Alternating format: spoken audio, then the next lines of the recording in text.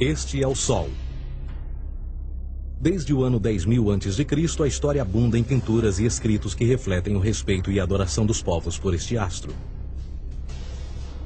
E é simples entender o porquê, com seu aparecimento todas as manhãs, trazendo visão, calor e segurança, salvando-os do frio e da escuridão da noite repleta de predadores. Sem ele, todas as culturas perceberam que não haveriam colheitas nem vida no planeta. Estas realidades fizeram do Sol o astro mais adorado de todos. Todavia, muitos estavam atentos também às estrelas. As estrelas formavam padrões que lhes permitiam reconhecer e antecipar eventos que ocorrem de tempos em tempos, tais como eclipses e luas cheias. Eles catalogaram grupos celestiais daquilo que conhecemos hoje como constelações. Esta é a Cruz do Zodíaco, uma das mais antigas imagens na história da humanidade. Ela representa o trajeto do Sol através das 12 maiores constelações no decorrer de um ano. Ela também representa os 12 meses do ano, as 4 estações, solstícios e equinócios. O termo zodíaco está relacionado com o fato das constelações serem antropomorfismos ou personificações, como pessoas ou animais. Por outras palavras, as primeiras civilizações não só seguiam o Sol e as estrelas, como também as personificavam através de mitos que envolviam seus movimentos e relações. O Sol, com o seu poder de dar vida e de salvar, também foram personificados como se representasse um criador ou um deus. Deus Sol, a luz do mundo, o salvador da humanidade. Igualmente, as 12 constelações representaram lugares de viagem para o Deus Sol e foram nomeados por elementos da natureza que aconteciam nesses períodos de tempo. Por exemplo, Aquários, o portador da água que traz as chuvas da primavera.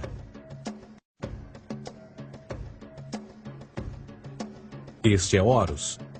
Ele é o Deus Sol do Egito de 3.000 a.C. Ele é o Sol antropomorfizado e a sua vida é uma série de mitos alegóricos que envolvem o movimento do Sol no céu. Dos antigos hieróglifos egípcios conheceu-se muito sobre esse Messias solar. Por exemplo, Horus, sendo o Sol, tinha como inimigo o Deus Sete, que era a personificação das trevas ou da noite. E metaforicamente falando, todas as manhãs Horus ganhava a batalha contra Sete. E no fim da tarde, Sete conquistava Horus e o enviava para o mundo das trevas. Será importante frisar que trevas versus luz ou bem versus mal tem sido uma dualidade mitológica onipresente que ainda hoje é usada em muitos níveis. No geral, a história de Horus é a seguinte. Horus nasceu em 25 de dezembro da Virgem Isis Mary. O seu nascimento foi acompanhado por uma estrela no oeste, que por sua vez foi seguida por 3 reis em busca do Salvador recém-nascido. Aos 12 anos era uma criança prodígio nos ensinamentos, e aos 30 anos ele foi batizado por uma figura conhecida por Anup, e assim começou o seu ministério. Horus teve 12 discípulos e viajou com eles, fazendo milagres tais como curar os enfermos e andar sobre as águas. Horus também era conhecido por vários nomes como a Verdade, a Luz, o Filho Adorado de Deus, o Bom Pastor, Cordeiro de Deus, entre muitos outros. Depois de ter sido traído por Tifão, Horus foi crucificado, enterrado por 3 dias e então ressuscitou. Estes atributos de Horus, originais ou não, parecem influenciar várias culturas mundiais e muitos outros deuses encontrados com a mesma estrutura mitológica. Atis da Firígia nasceu da Virgem Nana em 25 de dezembro. Crucificado, foi posto na tumba e 3 dias depois ressuscitou. Krishna, da Índia, nasceu da Virgem Davaki com uma estrela no ocidente assinalando sua chegada, fez milagres juntamente com seus discípulos e após sua morte ressuscita. Dionísio da Grécia nasceu de uma virgem em 25 de dezembro. Foi um professor peregrino que praticou milagres como transformar água em vinho e é referenciado como Rei dos Reis, Filho unigênito de Deus, o início e o fim, entre muitas outras coisas, e após sua morte ressuscitou. Mitra da Pérsia nasceu de uma virgem em 25 de dezembro. Ele teve 12 discípulos e fazia milagres. E após sua morte foi enterrado por 3 dias e então ressuscitou. Ele também foi chamado de a Verdade, a Luz, entre outros. Curiosamente, o dia sagrado de adoração a Mitra era um domingo. O que importa salientar é que existiram inúmeros salvadores em diferentes períodos em diversos lugares da Terra que preenchem essas mesmas características. A pergunta que não quer calar: o porquê desses atributos? Por que o nascimento de uma virgem em 25 de dezembro? Por que a morte e a ressurreição após 3 dias? Por que os 12 discípulos ou seguidores? Para descobrirmos, vamos examinar o mais recente dos Messias solares. Jesus Cristo nasceu em 25 de dezembro em Belém. Ao nascer foi anunciado por uma estrela no ocidente que seria seguida por 3 reis magos para encontrar e adorar um novo Salvador. Tornou-se pregador aos 12 anos. Aos 30 anos foi batizado por João Batista e então iniciou seu ministério.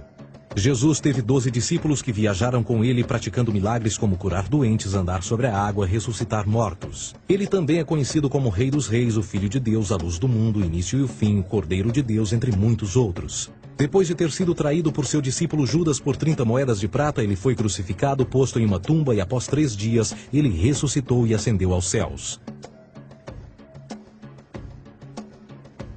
Em primeiro lugar, a sequência do nascimento é completamente astrológica. A estrela no ocidente é Sírius, a mais brilhante do céu noturno, que a cada 24 de dezembro se alinha com outras 3 estrelas brilhantes no cinturão de Órion. Essas 3 estrelas brilhantes são chamadas hoje, como eram na antiguidade, 3 reis, 3 Marias no Brasil e Portugal. Os 3 reis e a estrela mais brilhante, Sírius, todas apontam para o nascer do Sol em 25 de dezembro. Esta é a razão pela qual os 3 reis seguem a estrela a oeste em uma ordem que apontam ao amanhecer. O nascimento do Sol.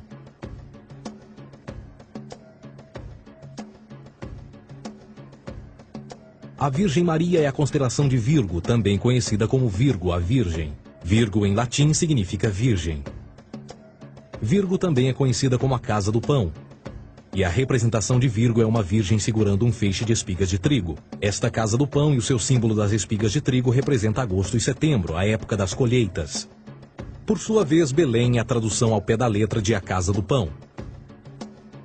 Belém também é referência à constelação de Virgem, um lugar no céu, não na terra. Existe outro fenômeno muito interessante que ocorre em 25 de dezembro, é o solstício de inverno. Do solstício de verão ao solstício de inverno, os dias se tornam mais curtos e frios. Da perspectiva de quem está no hemisfério norte, o Sol parece se mover para o sul, ficar menor e mais fraco. O encurtamento dos dias e o fim das colheitas conforme se aproxima o solstício de inverno, simbolizando o processo de morte. Era a morte do Sol. Pelo 22º dia de dezembro, o falecimento estava completamente realizado e faz com que atinja seu ponto mais baixo no céu. Aqui algo curioso acontece.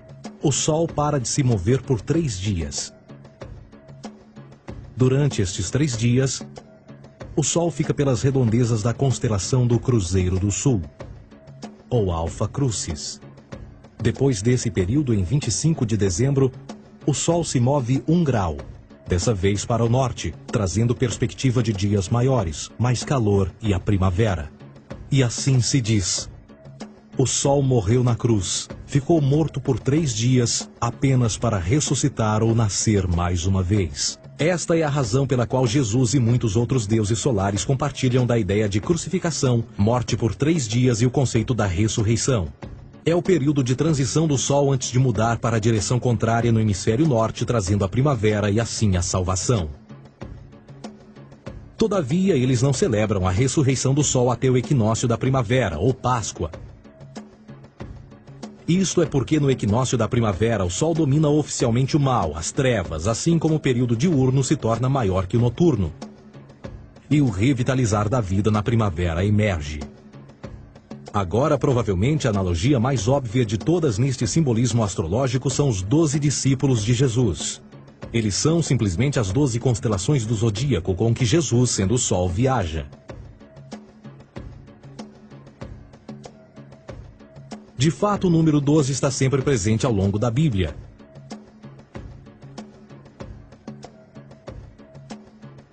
Voltando à cruz do zodíaco, o elemento figurativo da vida é o Sol. Isto não é uma mera representação artística ou ferramenta para seguir os movimentos do Sol. Era também um símbolo espiritual pagão. Uma logografia similar a isto.